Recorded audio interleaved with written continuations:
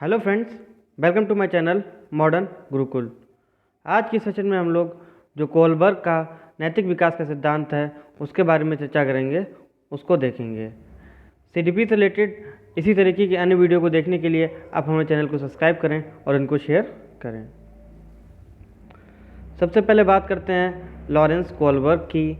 ये जो थे ये एक अमेरिकन साइकोलॉजिस्ट थे और इन्होंने जो थ्योरी दी है उसको कहते हैं हम लोग थ्योरी ऑफ मोरल डेवलपमेंट। इनका जो जन्म है वो अक्टूबर 25 1927 को एंड इनकी मृत्यु जनवरी 1987 में हुई थी। ये एक अमेरिकन साइकोलॉजिस्ट थे। अब इनकी जो थ्योरी है इसके बारे में कुछ बात कर लेते हैं। इन्होंने बेसिकली अपनी थ्योरी में 3 लेवल की बात की गई है, 3 स्टेजेस की बात करी है।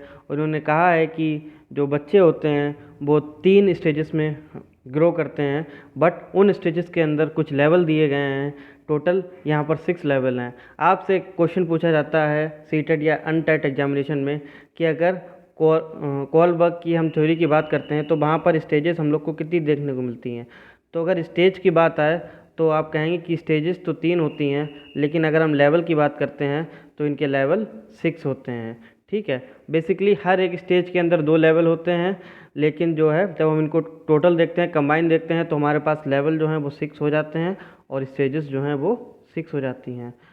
इस थ्योरी में हमने थोड़ा हिंदी में भी शब्दों को उपयोग करने की कोशिश की है। अगर कोई हिंदी में गलती हो जाए तो आप मुझे माफ़ कर दीजिएगा, अदरवाइज़ मैं पूरी कोशिश करूँगा कि हिंदी में कोई गलती ना होने पाए। ठीक है, सबसे पहले मैं बात करता हूँ इनके फर्स्ट स्टेज की, जो कि है pre conventional stage. Pre conventional stage की अगर हम बात करें तो यहाँ पर 2 स्टेजेज होती हैं, obedience and punishment orientation and personal reward orientation. ये जो 2 स्टेजेस होती हैं इसमें यहाँ पर अगर हम बच्चे की एज ग्रुप की बात करें तो लगभग यहाँ पर जो बच्चा होता है वो 9 ईयर तक जो है इस स्टेज में रहता है, और यहाँ तक मतलब उसका 9 साल तक जो बच्चे का विकास होता है वो इस स्टेज के अकॉर्डिंग होता है। ठीक है, इसमें जो पहला लेवल है अगर हम उसकी बात करें ओबीडियंस एंड पनिशमेंट, ये जो अपना पहला लेवल है इसमें क्या होता है, इसमें बच्चे की जो नैतिक अवधारणाएं होती हैं वो पनिशमेंट के या ओबीडियंस के अकॉर्डिंग जो है फिक्स होती हैं। जैसे सपोज दैट कोई बच्चा है, ठीक है, अगर वो क्लास में किसी क्लास में बैठा है और उसने देखा है कि कोई पेंसिल रखी है किसी बेंच पे या कोई पेन रखा है किसी बेंच पे, तो उसके माइंड में आएगा कि इस पेंसिल को मैं चुरा लूँ। ठीक है, लेकिन तुरंत ही उसके दिमाग में एक चीज़ क्लिक होगी, नहीं, अगर मुझे किसी ने पकड़ लिया, अगर मुझे किसी ने देख लिया तो मुझे जो है यहाँ पर पनिशमेंट भी मिल सकता है। ठीक है, पनिशमेंट मिल सकता है, इसीलिए वो डर में उस पेंसिल को नहीं चुराता है और वहाँ पर उस पेंसिल को दोबारा से रख देता है। जहाँ पर हम सेकेंड स्टेज की बात करें तो यहाँ पर जो बच्चा होता है वो पर्सनल रिवार्ड ओरिएंटेशन के अकॉर्डिंग कार्य करता है। मतलब यहाँ पर उसके अंदर जो भावना होती है वो हो जाती है टिट फॉर टैट।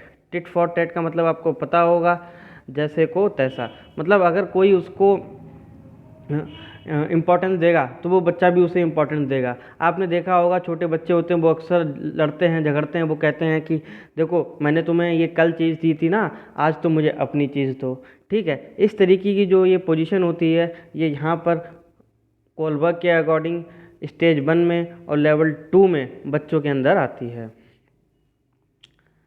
फिर हम यहाँ पर जो है लेवल 2 की बात करते हैं, कन्वेंशनल स्टेज, परंपरागत स्तर।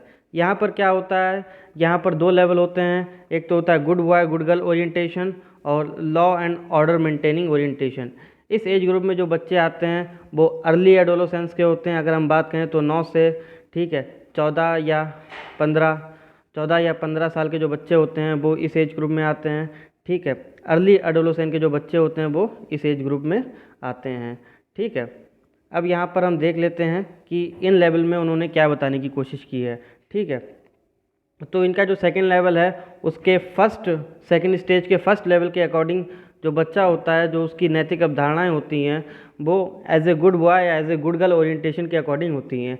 जैसे अगर वो चाहता है कि वो समाज में, वो सोसाइटी में एक अच्छा लड़का या अच्छी लड़की बनकर रहे, ठीक है, वो सोसाइटी को, जो उसकी नैतिकता है, वो एक अच्छे लड़के या अच्छी लड़की के रूप में सामने आती है।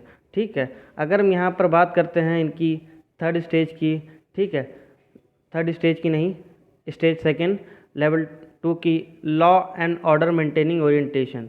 यहाँ पर क्या होता है, यहाँ पर जो नैतिकता होती है वो लॉ एंड ऑर्डर के अकॉर्डिंग मेंटेन होती है, क्योंकि यहाँ पर जो बच्चे होते हैं वो जानने लगते हैं कि अगर मैंने कुछ समाज में कुछ गलत कार्य किया या कुछ गलत चीज़ें की, तो मुझे उसकी गवर्नमेंट की तरफ से या जुडिशरी की तरफ से मुझे उसकी आसानी से सज़ा मिल सकती है और मैं वहाँ पर कुछ भी नहीं कर सकता हूँ। तो यहाँ पर जो मोरल, जो वैल्यूज़ हैं, वो बच्चों के जो है लॉ एंड ऑर्डर के अकॉर्डिंग मेंटेन होते हैं, क्योंकि यहाँ पर बच्चे समझने लगते हैं कि हमें हर जगह पर लॉ एंड ऑर्डर को मेंटेन रखना है।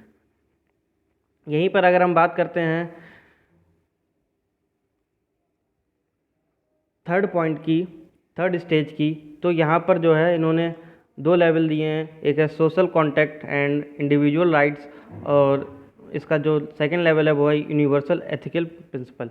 यहाँ पर जो बच्चों की जो बच्चों का जो मोरल डेवलपमेंट होता है वो सोशल कॉन्टैक्ट के ऊपर डिपेंड होता है। यहाँ पर बच्चे कहते हैं कि नहीं, हम लोगों को अपने अंदर थोड़ी ह्यूमैनिटी रखनी चाहिए, थोड़ी मानवता रखनी चाहिए और समाज को लेकर भी चलना चाहिए। यहाँ पर जो बेसिकली एज ग्रुप होता है वो आप 14 या 15 से, ठीक है, 14 या 15 से लेकर 20 तक या अडल्टहुड तक मान सकते हैं, एडोलेसेंस तक मान सकते हैं।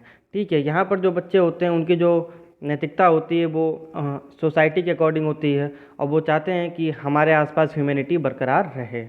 अगर हम बात करते हैं इस लास्ट स्टेज की, तो यहाँ पर देखिए यहाँ पर क्या होता है,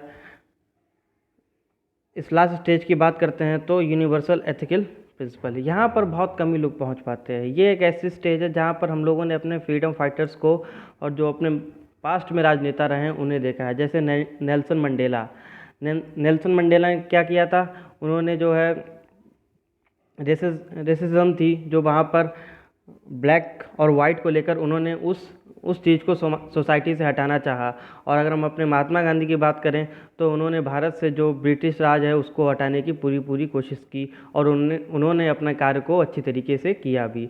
ठीक है, अगर हम इस लेवल की बात करें तो इस लेवल तक बहुत ही कम लोग पहुंच पाते हैं। चलिए अब बात करते हैं जो इन्होंने एक बहुत ही इम्पोर्टेंट और मोस्ट इम्पॉर्टेंट एक पॉइंट कहा था जिसे बोलते हैं हाइंस डिलेमा।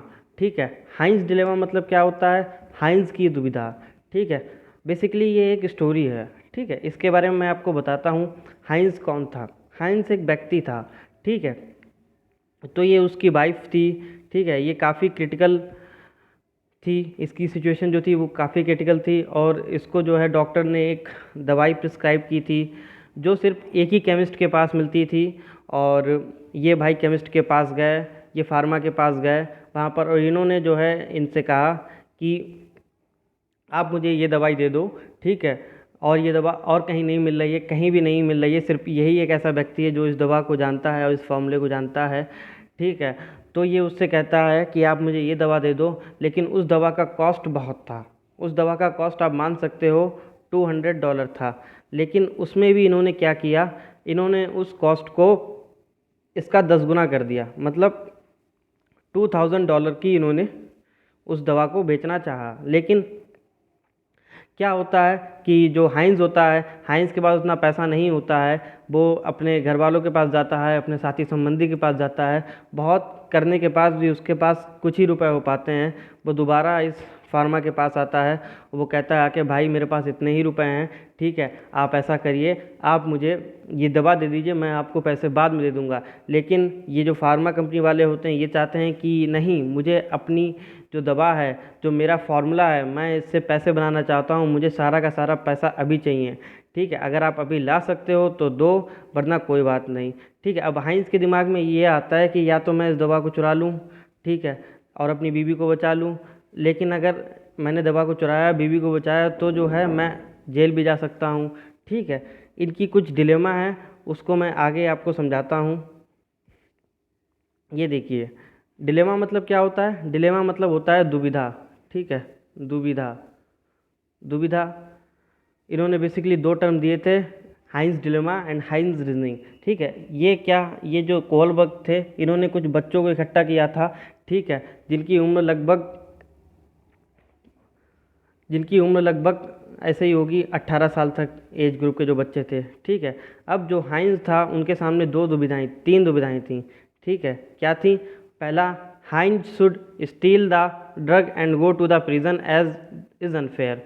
हाइंस को जो है मेडिसिन चुरा लेनी चाहिए और जेल जाना चाहिए, जेल नहीं जाना चाहिए क्योंकि ये अनफेयर है, ठीक है। जो फर्स्ट स्टेज के बच्चे थे उन्होंने कहा कि जो हाइंस है उसे बेसिकली स्टील मेडिसिन जो है वो चुरा लेनी चाहिए और जेल नहीं जाना चाहिए, ठीक है।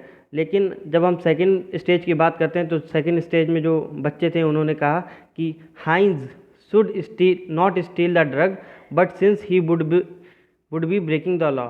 जो सेकंड स्टेज में बच्चे थे वो कह रहे थे कि हाइंस को जो है मेडिसिन नहीं चुरानी चाहिए क्योंकि वो लॉ एंड ऑर्डर को ब्रेक कर देगा, इसीलिए उसे मेडिसिन नहीं चुरानी चाहिए। लेकिन जो बच्चे थर्ड स्टेज में थे, पोस्ट कन्वेंशनल स्टेज में थे, उन्होंने कहा कि हाइंस को चुरा लेनी चाहिए मेडिसिन और एक्सेप्ट करना चाहिए जो भी उसे गवर्नमेंट की तरफ से सज़ा मिली। तो यहाँ पर तीन तरीके के बच्चे थे और उनकी तीन स्टेजेस थी, pre conventional stage, conventional stage और पोस्ट कन्वेंशनल स्टेज।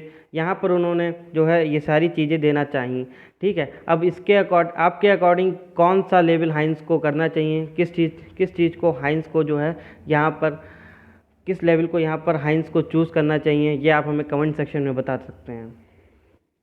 इसी तरीके की और वीडियो को देखने के लिए आप हमारे चैनल को सब्सक्राइब कर सकते हैं। Thank you.